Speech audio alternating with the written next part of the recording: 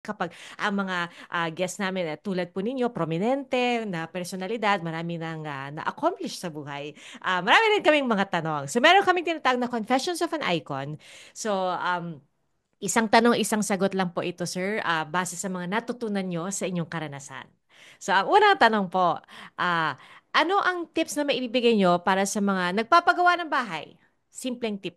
Unang-una, alamin mo kung sino kausap mo na kontraktor. Para Pinaka-importante. importante. Pangalawa, di, may kontraktor ka na.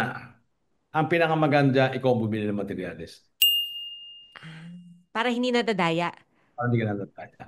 Ah, Ah, okay, sabihin mo sa kontraktor, pwede ba labor ka lang? Kasi ang labor contract, mas ilan ang pakitaan mo. Huwag mo nang pakitaan tong materyales na bibiling ko. Makakatipid ka. ah, okay. Ano ho ba ang mga red flags sa mga contractor? Dapat iwasan.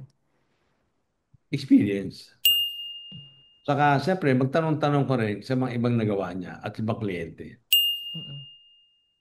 Okay, dapat may ano no, maganda yung track record niya, sir. Kung bahay lang naman, hindi naman malalaking kontraktor yan eh. Mm-mm. Pero ang papatulan ng mga malalaking kontraktor pag bahay. Mm. Siyempre, mga simpleng kontraktor lang yan. Ang pinakamaganda yan, yung maghanap ka rin ng magre-recommenda. True recommended kasi may experience na sila ang makipag-deal dyan. Wag mong kukunin yung kamag-anak mo.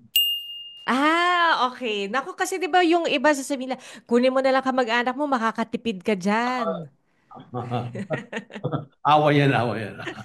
So kayo, sir, hindi po kayo gagawa para sa kamag-anak. Hindi, hindi. At sabihin ko, magpagawa ka na lang sila. Ano po ang mga hacks or tips para mapatagal ang buhay ng isang bahay or building? Building. Mm-mm. Ayusin niyo yung wiring Electrical? para di masunog. Siguro di. Pangalawa, maintenance lang. Mhm. Ganun tatagal ng building. Ano, sir, ang tip nyo para sa pagbili ng ano, ng lupa? Oo, maganda yan. Alam mo, ganito gawin mo. Bibili ka ng Roland.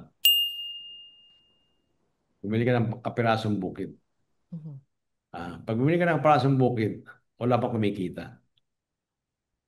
Doon sa Roland, ikaw lang ang kikita.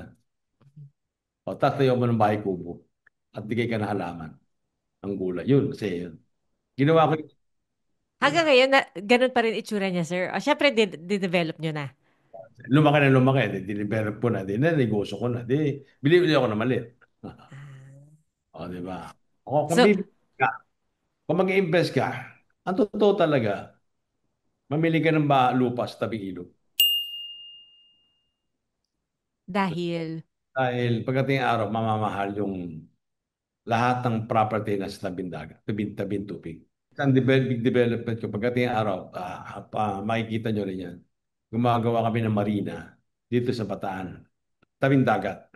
Dahil, tsaka ng golf course, sports center, tsaka doon sa lugar na yon, na tabing dagat. May ilog, may dagat, kompleto.